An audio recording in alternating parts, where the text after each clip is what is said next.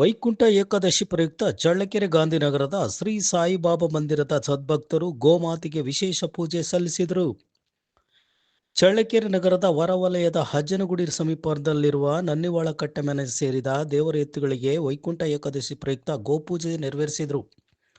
ದೇವರ ಎತ್ತುಗಳಿಗೆ ಅಕ್ಕಿ, ಬೆಲ್ಲ, ಬಾಳೆಹಣ್ಣು, ತರಕಾರಿ ವಿತರಿಸಿದರು.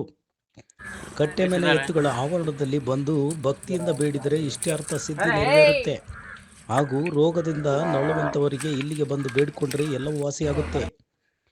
ಈ ದೇವರ ಎತ್ತುಗಳು ಯಾರಿಗೂ ತೊಂದರೆ ಕೊಡುವುದಿಲ್ಲ ಎಂದು ದೇವರ ಎತ್ತುಗಳ ಗೋಪಾಲಕ ಸಿದ್ದೇಶ್ ಮಾಹಿತಿ ನೀಡಿದರು.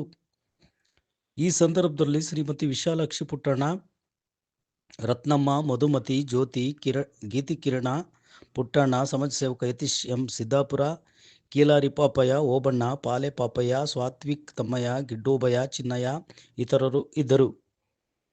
ಚೆನ್ನಾಗುತ್ತೆ. ಅವಾಗ ಹಿಂದೆಲ್ಲ ಹಾಸ್ಪಿಟಲ್ ಇಲ್ಲ, ಇದೇ ನಮ್ಗೆ ಹಾಸ್ಪಿಟಲ್.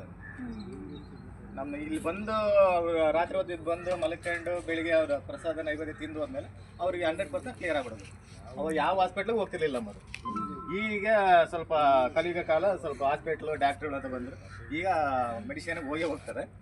ಆದ್ರೂ ಅಲ್ಲಿಗೆ ಹಾಸ್ಪಿಟಲ್ ಆಗ್ತಿದ್ದಾವೆ, ಇಲ್ಲಿ ಚೆನ್ನಾಗಿದೆ. ಎಷ್ಟೋ ಜನ ಹಾಸ್ಪಿಟಲ್ ಬದುಕಲ್ಲ ಹೋಗ್ರಿ ಅಂತ ಕಳ್ಸಿರೋರು ಇಲ್ಲಿ ಬಂದಾಗ ಚೆನ್ನಾಗಿದ್ದಾರೆ. ಏನಿದ್ರು ಕೂಡ ಅದ್ರ ಹತ್ರ ಬರಲ್ಲ, ಅಷ್ಟು ಪವಾಡ ಅದು. ಅಂದ್ರೆ ಶಾಶ್ವತ ಈಶ್ವರ ಪಾರ್ವತಿ ಇಬ್ಬರು ಇರ್ತಾರೆ. ಆ ಬಾಗಿಲಿದೆಯಲ್ಲ, ಅಲ್ಲಿ ಬ್ರಹ್ಮ ಇರ್ತಾರೆ. ಅಂದ್ರೆ ಯಾರು